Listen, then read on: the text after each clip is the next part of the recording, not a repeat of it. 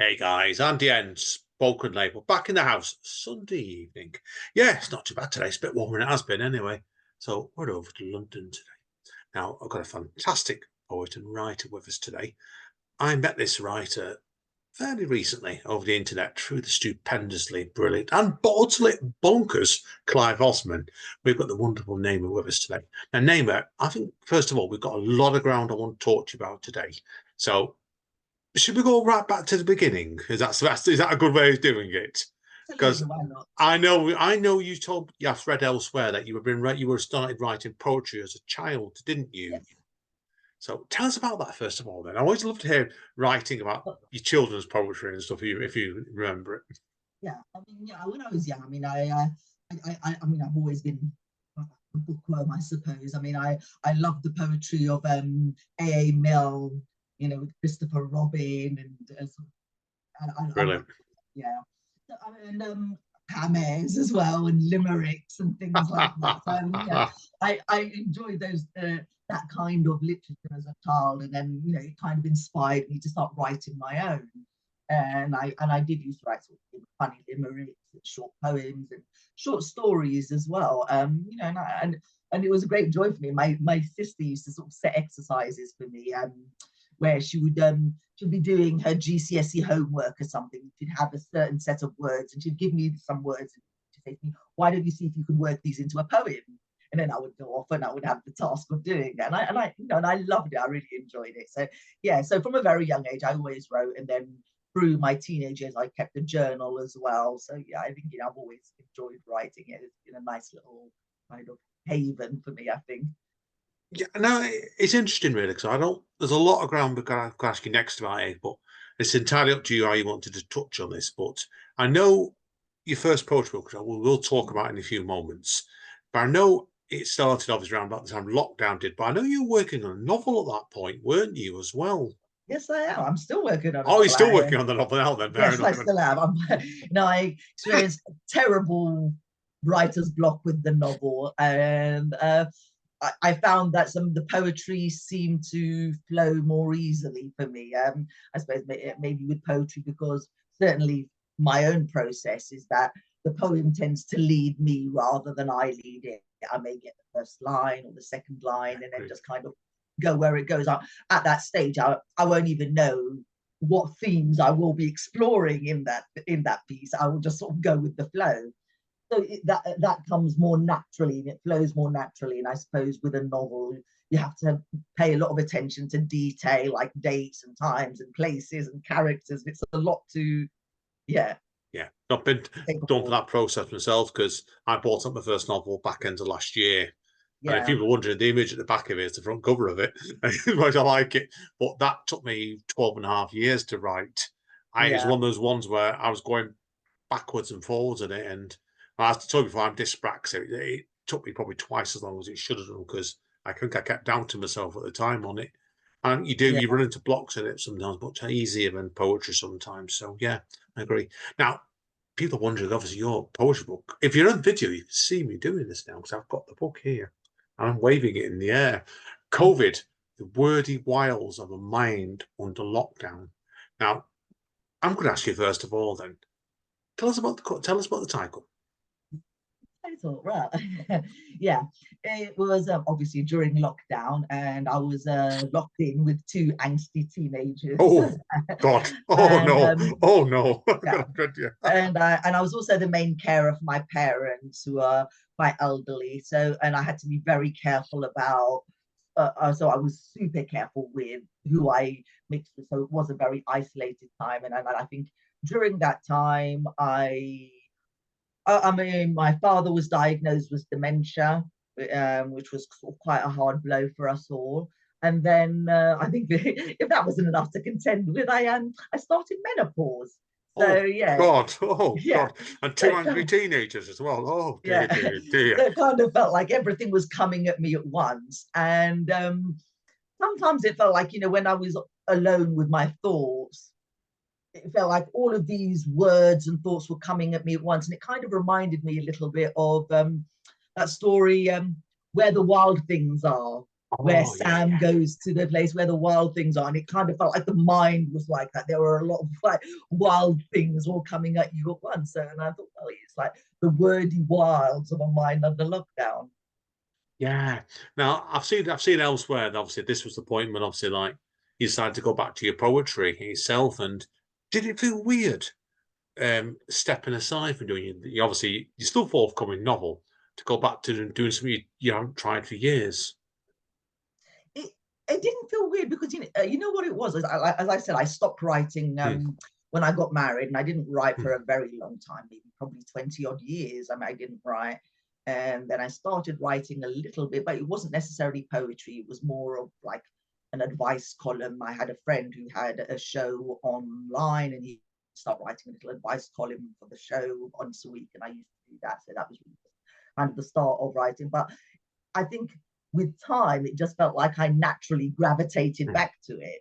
Because I mean, I suppose for me, certainly the process of poetry itself is a very therapeutic one in the sense that it allows you to make sense of your thoughts and, sort of make peace with your demons, if you will.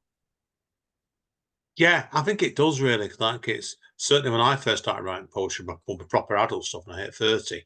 Yeah, it was like I had a lot of things I needed to unpack in my head really. And your book itself is definitely along those lines, but your background's fascinating, like I said, because I've seen a quote from you online actually. Was it yesterday or today? Saying that it looks like you think you're probably the first British Moroccan poet, aren't you? Then really, so it's all, and it's like, and your background and your work is absolutely, it's very, very, very rich. It is, and that's I think it makes it such a fascinating book. This. Should we talk about a few of your poems in your book? Yeah, absolutely. Okay, like I said, people know I like doing little deep dives because I'm like that, but I'm not cruel. People wonder. I always ask the writer, obviously, so they know which ones. But You're not I going to go picked. Jeremy Paxman on me. Oh God, I'm not. I am the anti-Jeremy Paxman. I'm hopeless. I am sometimes, but yeah. Well, look, I want to talk about a couple because the book great itself. It's worth you to track this out. But can you tell us first of all then about no filter? I'll take my notes and we'll let you answer it then. But I think it's a great way of starting off the book. This because you've said to me already, like this was the first poem you wrote actually for the book, Yes. and I love the fact that I love there's no filter with the aims of the book, and I think this sets it up really well. And I loved all the talk about the social media in it, and I love the last line really got me, probably because I'm at that age. But I am old, and the light in her eyes has died. That to me is such a damning indictment. I think you could argue with the younger generation is sometimes social media. Yeah. I think, I mean, that piece came out of lockdown and it came out of the madness on social media we saw during lockdown. I mean, because Oh, it was so conflicted. I mean, we had the rise of Trumpism and obviously our own god awful Tory government as yep, well. And it just felt like whenever you went on social media, it was just people constantly arguing and taking chunks out of each other or objectifying each other. And then sometimes, you would get into a debate with somebody or something, and then they would turn around and they would, oh, what would you know? You're just old. And you'd be like, okay, so right, so because I'm old, I'm invisible. My opinion is irrelevant. Whatever, you understand? And yeah, I think so. That's where the poem itself was birthed from that chaotic, sort of frenetic feeling of being online, and you do kind of feel kind of disattached from reality when you're there in that space. yeah, yeah. I agree with you completely with it, and it's a medium It's ironic we're doing a podcast here today. It's not something I'm fully comfortable with to this day. Like it's probably because I'm of the generation like you are. We can remember what life was like before that, and I tend to keep. I know Amanda White was saying we try and keep a healthy distance from it, but it's easy to get pulled in sometimes. I think. It I, is. I think, it's what makes me sad sometimes that, sort of we've gotten to a stage where we're incapable of disagreeing with someone without being insulting or nasty about it. Yeah, I agree. And it's the other thing about social media is I've heard a theory said on this, and I'm not going to certainly not post this one online, but people can think about it themselves is was social media created to divide society? Yeah. Yeah. Yeah. Well, I would say, I mean, social media certainly has its pros and cons, doesn't it? I mean, if we look at sort of the poetic community, I mean, it's Oh, a wonderful tool to yeah, it's connect great for with that. writers and poets from around the world. Yeah, we try to be positive. Yes, I agree. And it's like it's helped me meet so many people from spoken label like yourself today as well, Yeah. and obviously the stupendously bonkers Clive Osman as well, who I've picked up several times already today. But you're right, I do agree. Let's move on, okay? Before we turn into this debate about not poetry, but you are right indeed. Graduation, poem number 2. I really liked the line in this piece, "How far the apple falls," because it made me think of my own humble upbringing as a writer and what, like I said, where I've gone to now. And I felt this poem was a journey piece for you. This was, it was looking back at your life and also the graduation of, which I think was talking about one of your sons in this piece. Yes, it It's a is. fantastic My piece. eldest son, I mean, he studied law at Cambridge, and for me, I mean, somebody who had grown up, it's all, poverty, I would say, yes, on a rundown council estate, um, who never actually made it to university because by the time I was 18, I was a mother, and then to see my son graduate from Cambridge, it was a wonderful moment for me. Yeah, people look at your social media things. There's a picture of you and him up from today from having lunch, and he's a fine looking man. He really is. And I know I've told you off mic already. I was shocked when you told me. You told me how old he was, and I thought I didn't think you were old enough to have a son like. That's why. But yeah, no, he's a fine looking man. So okay, the third one I want to talk about is breaking, because this is obviously Yeah. something a bit different tone as well. Yeah, it made me think, because obviously, like I said, I don't know what you're like in this, Nayma, but I've not had a TV for over 7 or 8 years now because I don't like them particularly. Yeah. And my wife goes back even further than that. But like it was over lockdown, certainly we Yeah. used to rely on the radio a lot more because my case of being, you need to understand this, for as your point was, the day job I was doing, they sent me home at the beginning of it because I'm diabetic and said, go home, we'll get work to you in a week or two.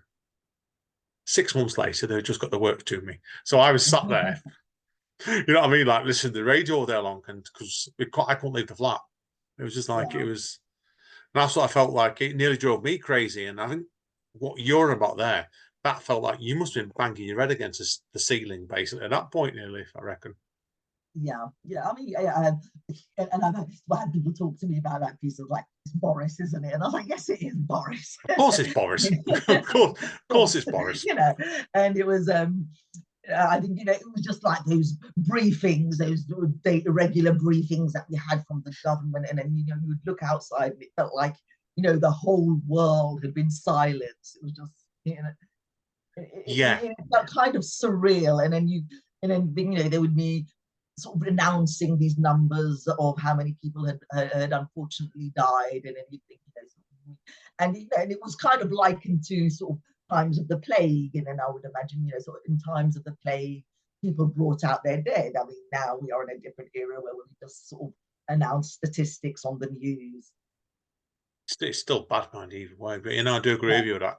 I love the line in it, and I know why you did this well, because a car horn breaks the silence.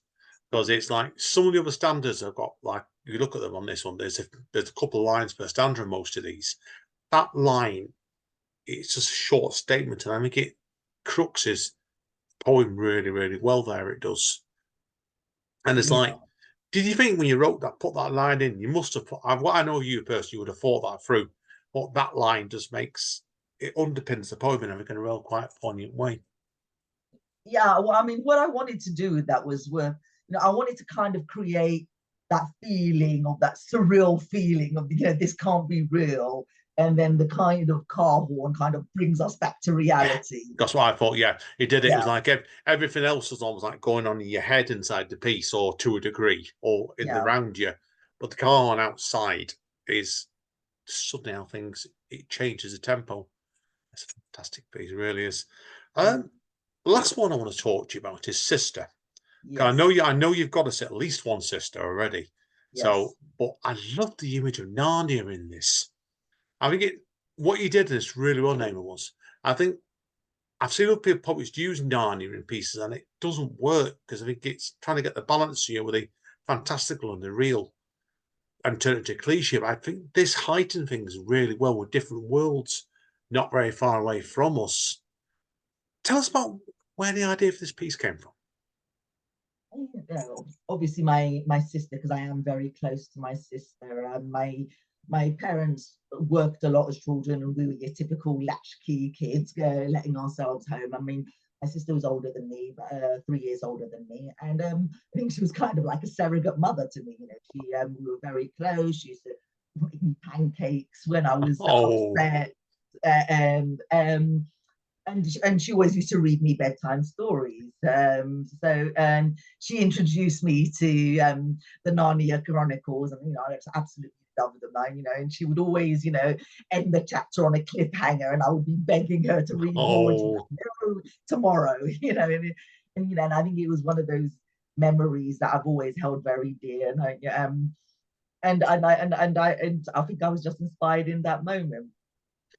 Yeah, there's a love in this poem, there is, and I think the whole book works really well because there's all kinds of conflicting emotions in this book for me, and I think not a lot of writers would have managed to tie that all together in the way you have, and that's very, very skillful writing, and I personally believe straight away, and that's why I love that poem. I want to talk about that one last, because I think it's a nice tenderness compared to some of the contrast of the madness going on in the rest of the book. It's not your fault; it's just life, isn't it? So yeah.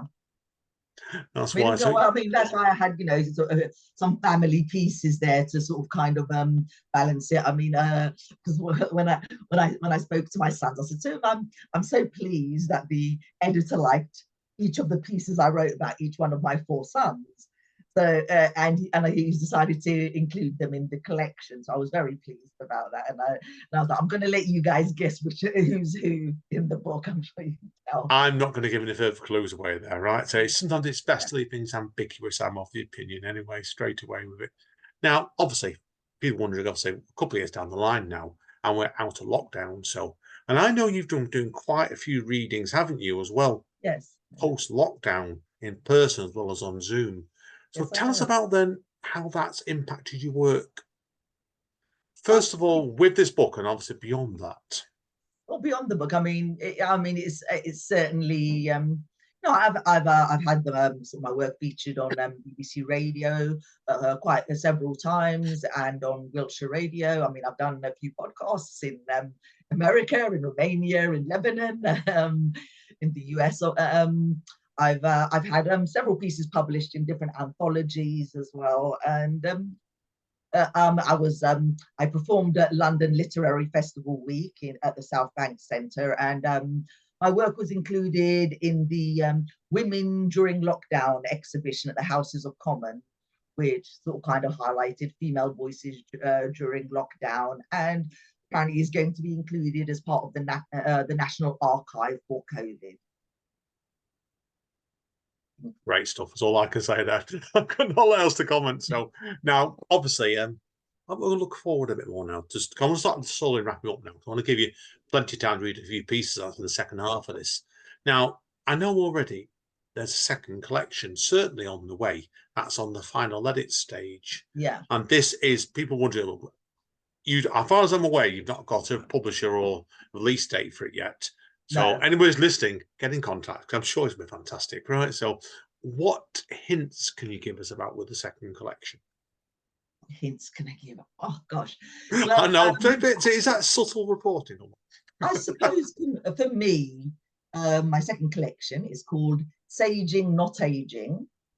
And what it is, I suppose, because obviously my history with my cultural sort of background and being married, being a young mother and raising 4 sons, I think post 50 life started for me. A lot of doors opened for me where I was finally doing things that made me happy, and I wasn't taking a backseat as you do as a parent. It was the first time I got to sort of really work on myself, and I did. I was able to work on myself, but I was also able to really enjoy life. I managed to survive menopause, and I've been able to travel, and I've had some wonderful experiences. Like I had an experience with a teacher who works in a school in the Sahara Desert, and he contacted me. Wow. And he had a Wow. class of English students, and he asked if I would give a talk on writing and poetry to his English students. And it was such a wonderful experience, because I looked into the classroom, and it was like just face of this face of these children, and I was so pleased that so many of them were girls as well. And they just looked up at you like, oh, and I said, I said, I don't think they've ever seen a woman like me before in the Sahara. But they were engaged, and they loved hearing about the journey, and they asked questions, and I really, really loved that experience. It really felt good to be able to encourage and inspire, Oh, yeah. especially more women in writing. No, I agree. I agree with you completely. That's why the aims, mine's much more smaller than that, but the spoken label, I try to make sure I have at least as many, so as people aren't just straight normal white cross males based. That's why you've got to, because the way society is developing, and I think lockdown, and I've read a quote from somewhere, so I agree with that. There's lots more female and non-binary writers coming out now than there is all the time in the last couple of years. Absolutely. And I And I think think, it's with saging, not aging, I would say it explores the themes of race, feminism, culture, and I think I do shine a light on maybe some hard-hitting things like child marriage, and certain cultural practices like virginity testing and things like that. So I do sort of tackle certain subjects in that collection. Yeah, I think I'm looking forward to it, Josh. Yeah, keep me informed when it's out, because I'm definitely going to get a copy. I was reading your first book, because the first book itself, you've asked a ton of difficult questions on it, and from what I know about you before meeting today, I knew there'd be other stuff you'd want to talk about in future collections as well. So definitely with that. Now, okay, let's look what's happening next for yourself, and apart from the book, is there any sort of dates you got coming up, like reading dates, anything you want to publicise to be? I have, off the top of my head, I could do. I'm not. I think on the 1st of March, I'm going to the Worcestershire Society. I'm performing there. I think this is round about that point. This will be, yeah. So yeah. So I think I have that in March. I mean, I am doing oh gosh, with Ashley Edge, the upcoming event that Ashley event has. I am doing that, and I am joining Clive for his one-man show. That's plenty to keep you going, isn't it, basically, at the moment, I would say. So yeah, enjoy it. So right, okay, let's have the plugs then. Okay, where can people get hold of your book first of all? Well, the book is available at most good online retailers, but I mean, you can find it on Amazon. But if you are anti-Amazon, you can buy it directly from the publisher, Micah Press.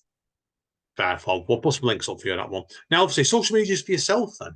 If people want to read up more about you, apart from obviously today, where do you recommend they go? Well, I'm on Facebook, I'm on Insta, and I'm on Twitter. The usual places, yeah. Chamchoun or Nayma Chamchoun, yeah.